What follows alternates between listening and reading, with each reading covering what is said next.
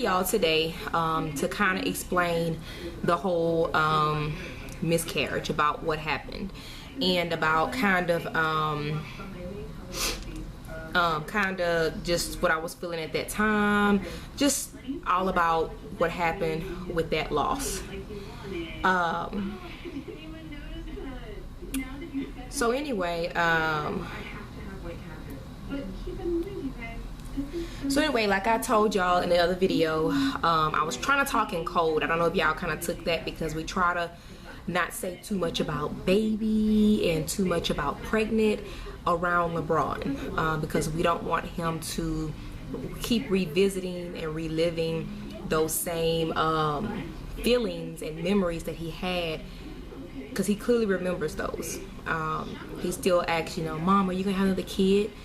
Is there a baby still in your tummy? So he asks those questions, but we try to, when we say anything that's referring to a pregnancy, we'll say pregnancy a little bit, but most of the time I'll say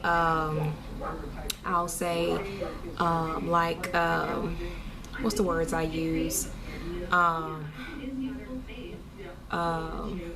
Expecting. So I'll say expecting, because he doesn't really understand that part, you know, and I'll say infant instead of saying baby. So if y'all notice that, that's the reason why I said that.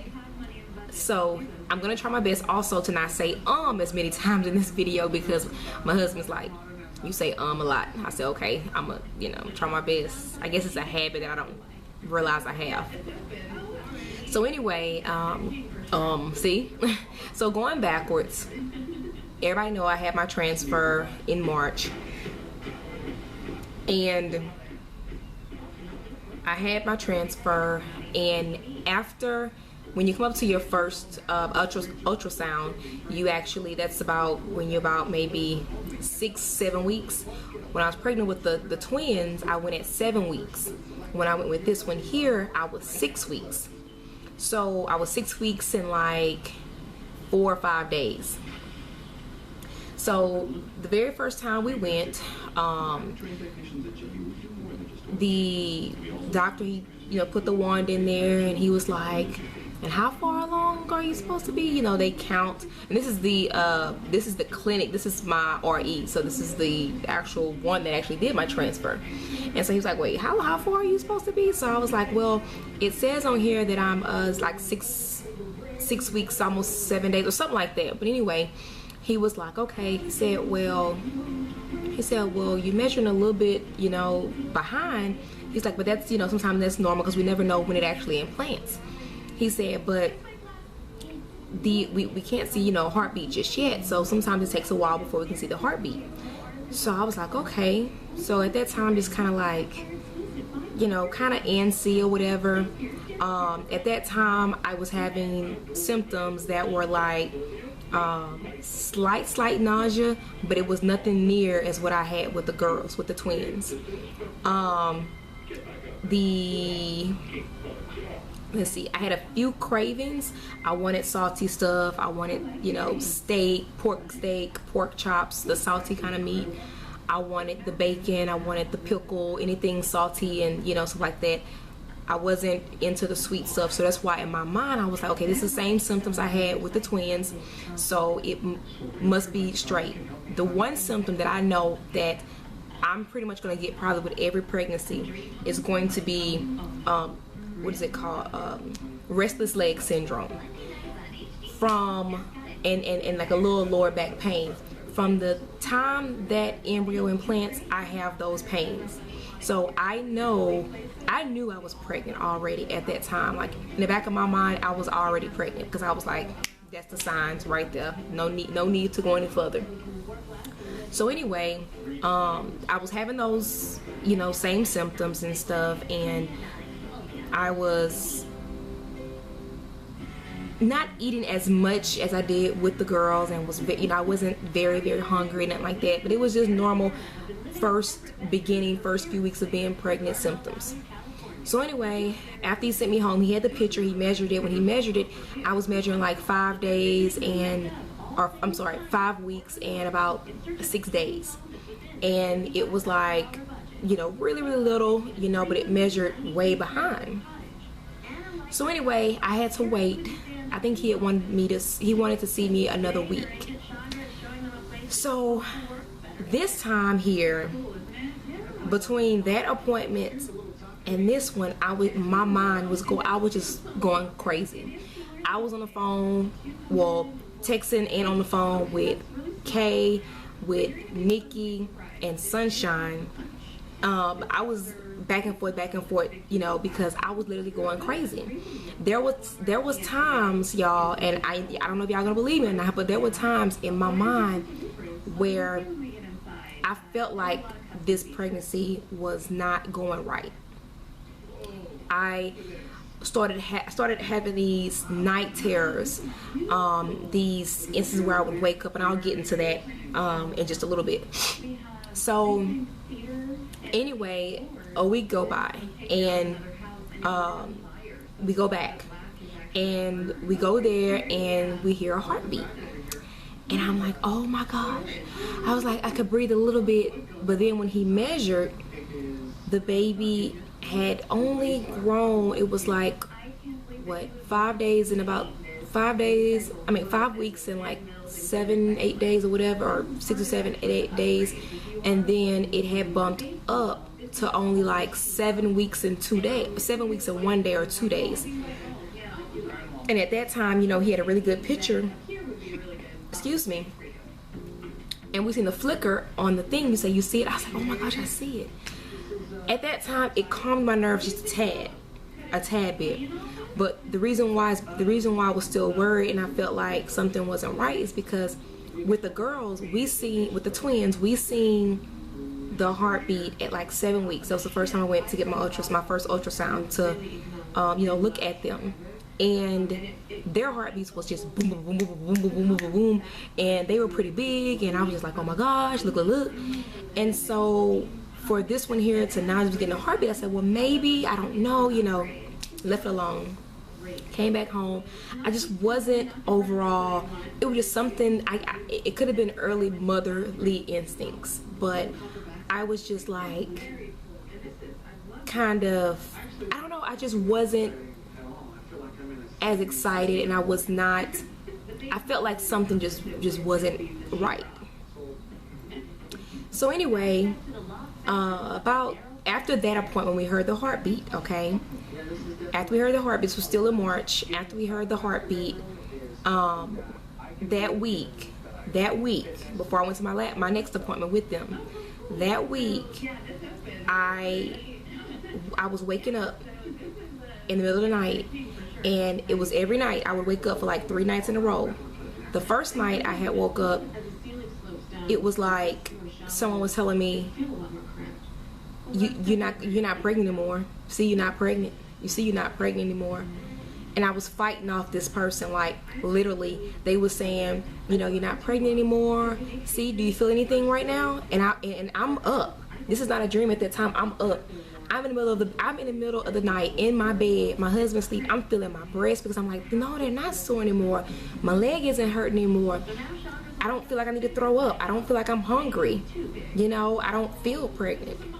So anyway, I was fighting with this person, and I was like, oh my gosh, like something's just not right. I'm not waking up to pee every 5 minutes like I was at first. I didn't have none of those symptoms. Well, then the next night, this is all the week after I seen that heartbeat, okay? The next night, I said a prayer, and I'm praying, and the same little feeling I had, I was having nightmares that I wasn't pregnant. I was having this thing, and I don't know if it was the devil, demon, or what, saying, you see, I told you, you didn't have no symptoms. Your symptoms came back. You went all day yesterday, you didn't have any symptoms. I told you, you don't have any symptoms. I literally, like, just, I don't know, it just bothered me. The third night, that day I had talked to Sunshine, and she said, try sleeping with a Bible. And I kid you not, y'all, when I was younger, up until I was like 20 something years old, I used to sleep with a small green King James Version Bible underneath my pillow. Mom used to say, you that bad that you gotta sleep with a Bible? But it was just something I used to do. When I got married, I stopped doing it because I was like, my husband gonna think, this new man that I just married gonna think I'm crazy. So I stopped sleeping with it, but I have it in my nightstand next to my bed. Well, anyway, I decided to put that Bible underneath my pillow. I put it under my pillow. That night was the first night I was able to get some rest. However, that same being came to me. This is not dreaming, y'all. This is me up fighting this person in the middle of the night. Oh, speaking of that, the first night I was up until 4 in the morning, almost 4 in the morning, on my phone researching symptoms disappearing. I was up, I was on my phone was on the side, like I had one arm, I was laying on my stomach and I had one arm outside the bed and I had on the floor like looking on my phone because I didn't want the light to disturb my husband. And I'm looking on there and I'm looking and I'm just trying to find everything I can to relate to me not having symptoms. Everything said miscarriage. And I was just like, oh my gosh, like what, like please don't let this be happening to me. So anyway, the third day, I put the Bible under my pillow. That same being came back and was like, see, symptoms still ain't there. You don't feel pregnant. You don't look this way. Your belly getting flatter. You're not doing this. You're not doing that. And I had the Bible and I said, look, you're not going to bother me today. I said, I have my Bible underneath my pillow and I will use it. And after that, all I could remember was going back to sleep. After that day, I had no more night terrors. I had no more visits from whatever it was. But I still didn't know at that time that I was losing my baby.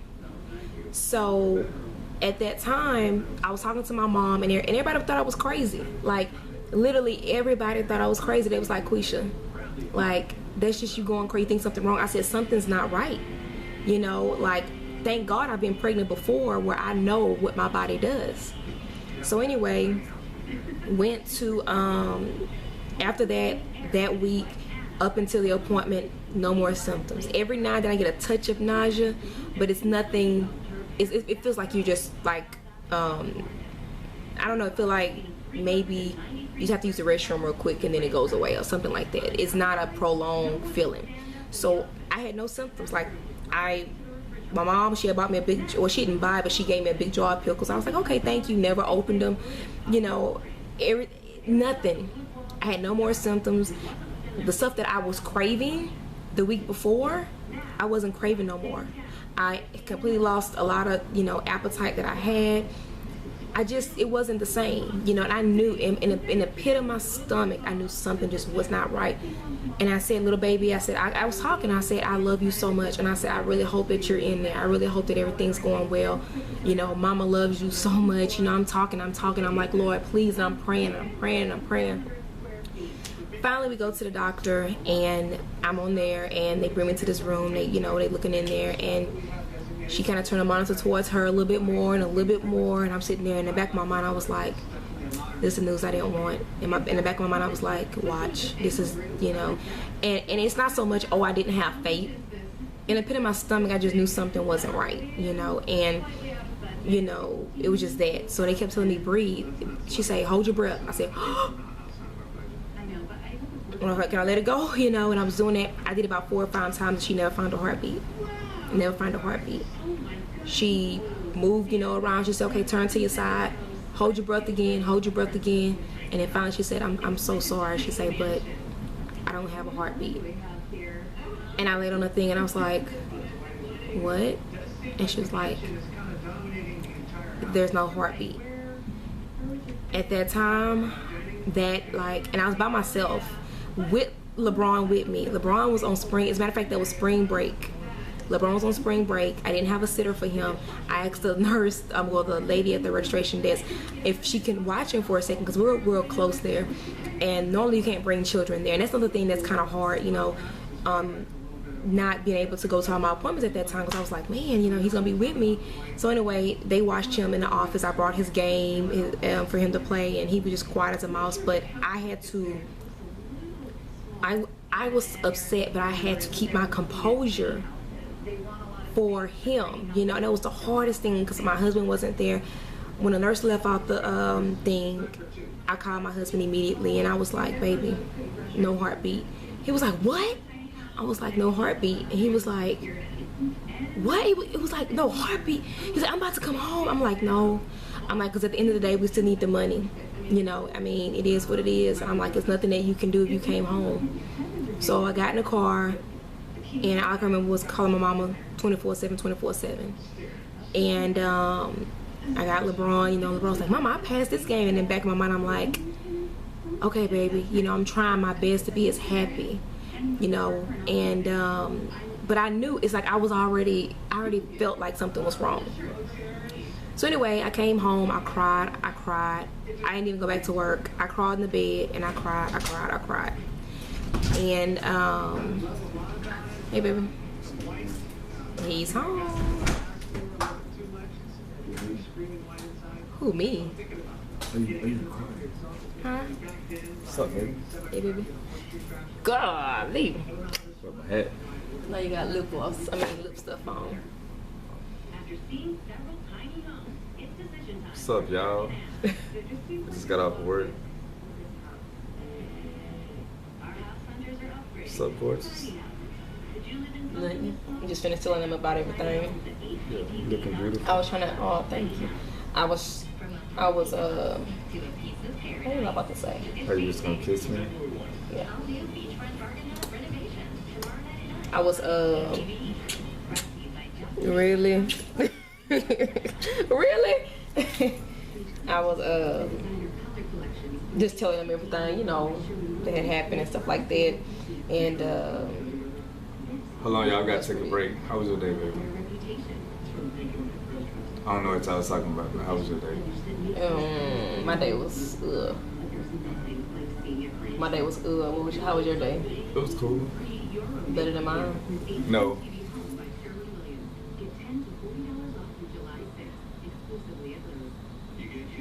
Yeah. My day wasn't better than yours. It was the same as yours.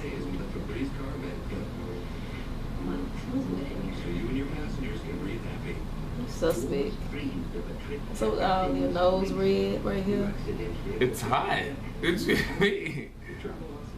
You so silly. Go see your son. Why don't your eyebrow? You got a twitch? Yeah, told y'all something wrong with him. Ain't nothing wrong with me, man. I just got off work. You know you gotta check in with the wife. Fellas, if the wife ever asks you if you ask your wife how her day was and she don't say good, and then she asks how your day was, just don't say nothing.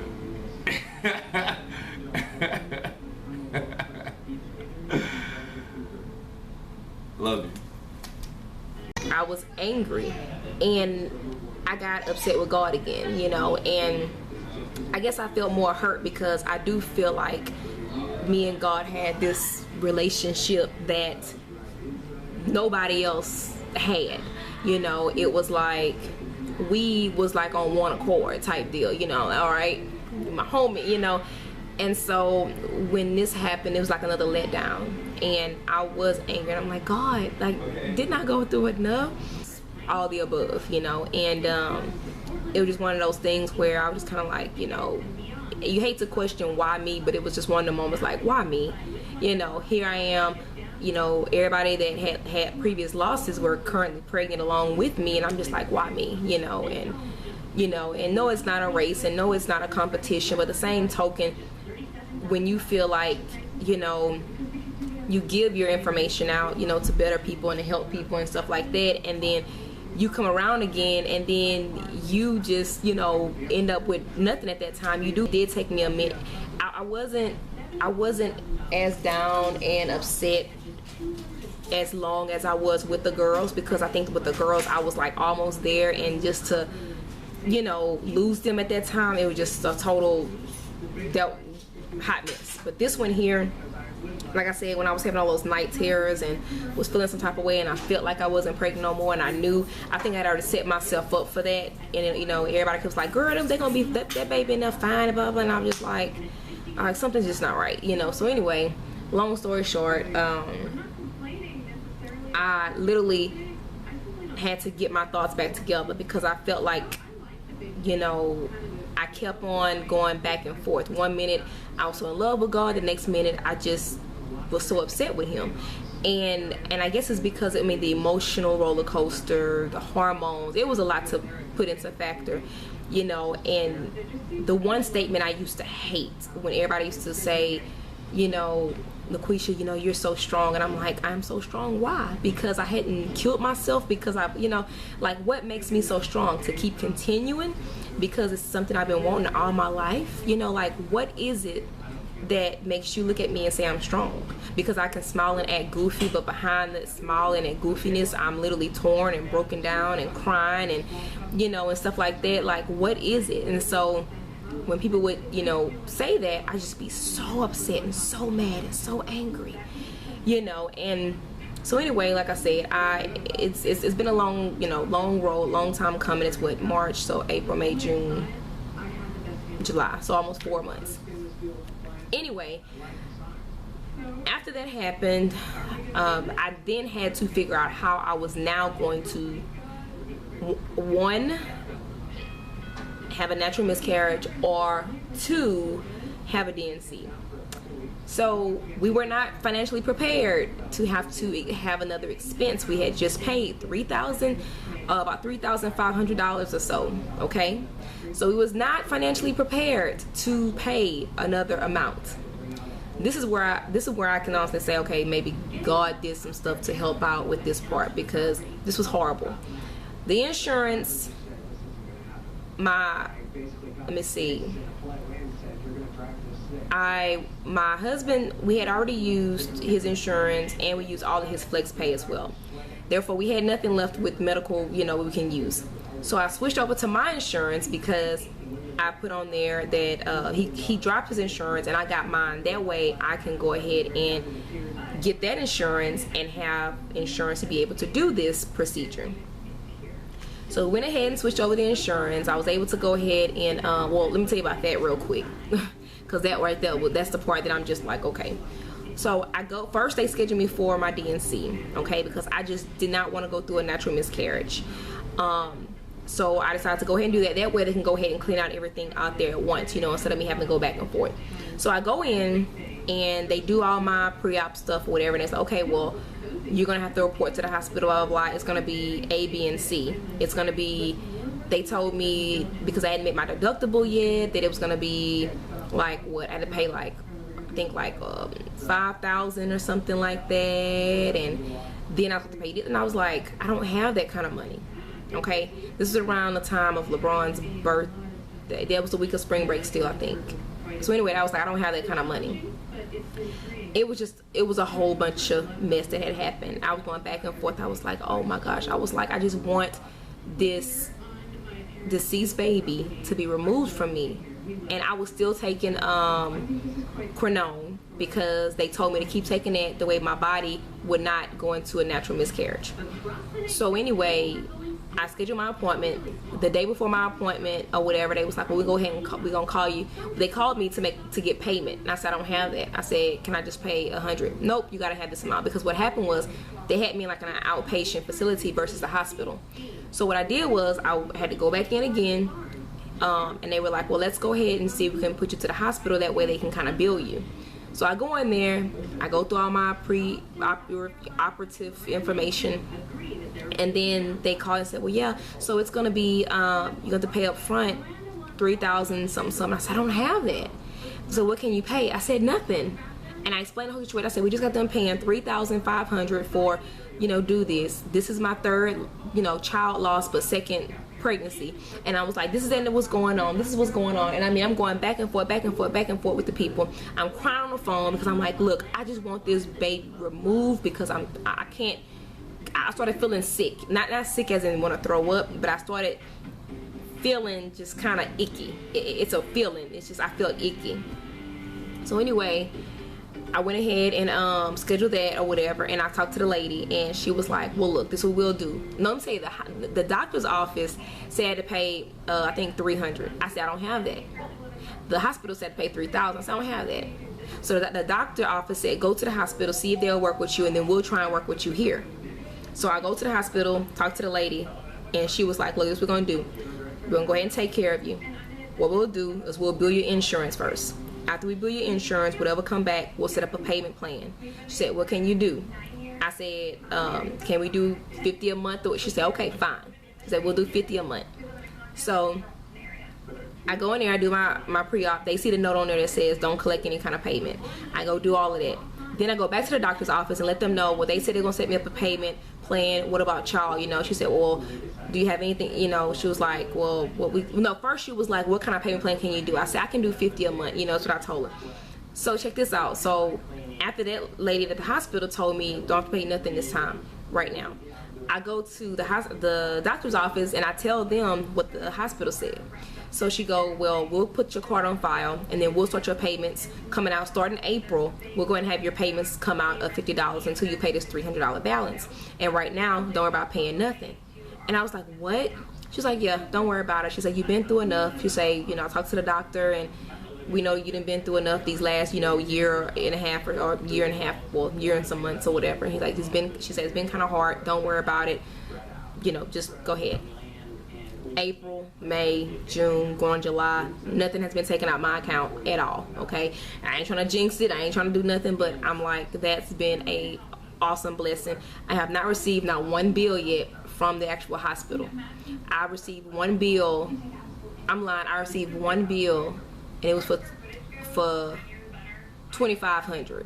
I think, no, yeah, $2,500, and that's it.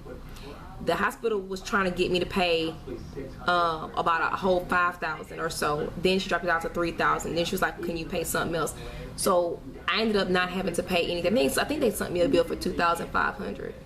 I think that was them. Maybe it was, I don't know. I think that was them. But I have not had to pay anything, like nothing at all or whatnot. So I pay if they have where I'm gonna have to pay it later on. Later on is better than at that time. So went in that morning. Hubby was able to get off of work and bring me. That was awesome. Fine. So anyway, they was gonna send off, you know, for testing, genetic testing and all that stuff like that to see for any kind of abnormalities. So anyway. About 2 weeks later, it was time for my appointment, which he didn't do any kind of ultrasound or anything like that, but he was just asking questions about what I've been experiencing. He was like, fine. He said, no need to kind of, you know, go into that and look inside and do all this stuff right now. He was like, everything sounds like it's going the way it's supposed to go. He was like, but I do have the report. And that's when he told me that it was a little girl. The DNA test did show it was female, and that I thought it was male, and my husband thought it was a boy too, because my symptoms was a little bit different. But now we know the symptom was different because I was losing her. So anyway, so trisomy 16, just to kind of give y'all a thing on here. Trisomy 16 is a chromosomal abnormality in which there are 3 copies of chromosome 16 rather than 2. It is the most common trisomy leading to miscarriage and the second most common chromosomal cause of it, closely following X chromosome monosomy. Monosomy. So basically, that's what happened, is that instead of her having 2 copies of chromosome 6 of the chromosome 16, she had 3. I don't know what causes that to be more than 2, but that's the reason why her heart gave out. So I have talked to other people that said that they know people that has had children with trisomy 16, and they actually delivered them, but they did not live that long, and there was some that was just total vegetable state. So I am grateful that, you know, she didn't have to suffer, you know what I mean? So in a sense, she didn't have to suffer. We did name her. Before we even knew what she was, we had named the baby itself Little Angel Smith. And we did little only to make sure that the baby had the same first initial as her sisters and her brother. And so we did little, and hubby named Angel Smith. And so that's her name. And so anyway, yeah, so that's what happened with that. Come to y'all and just to kind of let y'all know what went on at that time, you know, because I wasn't vlogging at that time. It was just too much. I was so heartbroken, you know. And I want to say thank you so much to Sunshine, Kay, and Nikki for just at that time, some of them were delivering their babies or going through, you know, trying to get through themselves, you know, and each one of them still reached out to me, and it was several others too, and I thank y'all. All of y'all reached out through email, through Facebook, through Instagram. You know, where are you, what's going on, how are you? All of y'all mean a lot to me. The only reason why I mentioned these 3 ladies is because they were calling and texting and having, you know, 2-3 hour conversations, you know, and Sunshine was going through her own stuff with, you know, holding her babies and stuff, and then you know, Kay, she was going through a couple of things with her blood pressure, and then Nikki, you know, Nikki was just trying to get over those humps too, where she had lost her son. So it was just a lot of stuff that, you know, each and all of us were probably going through at the moment. But I just want to say thank y'all so much, because it means a lot. I've been in my corner. I love y'all to death. I'm still hopeful that everybody's gonna get their, you know, BFPs and their healthy babies and rainbow babies. And so yeah, so now here we go, new journey starting over. All my medication did expire because I had to use majority of it. Well, the only thing that has not expired just yet is the Crenone, but the Menopur that was donated to me, and I didn't have to buy none, it expired, you know. And I'm just like, I don't make sense of this, you know. I had everything that I needed handed down. I didn't have to purchase nothing, pretty much nothing but my trigger shot, I think, but I didn't have to purchase nothing else. And I just didn't understand, because I was like, everything just seemed so perfect, you know. And now all the medication that I received or whatever was expiring, so I had to end up giving I gave some of the medicine to the young lady that we had mentioned that needed it. And then she ended up doing her transfer, and then her embryos it didn't take. And it's like, man, it seemed like everything was just so convenient, you know. Oh, and that's another person I didn't. I'm so you know, all over the place and stuff like that.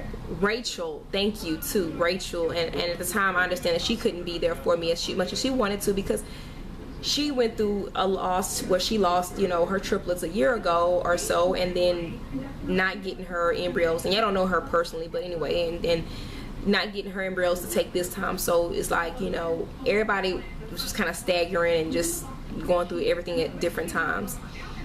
So anyway, I want to thank all of y'all ladies. Like I said, Rachel, I thank you too. I'm sorry I left you out the loop, but I thank you so much for just checking on me, even at your time, you know, that you were disappointed and upset. But anyway, that's about it. But I wanted to come and tell y'all, I hope I didn't say too many times, but I hope y'all have a wonderful and blessed day. And I will continue to think about y'all and put y'all in my thoughts and prayers. Talk to y'all later. Bye.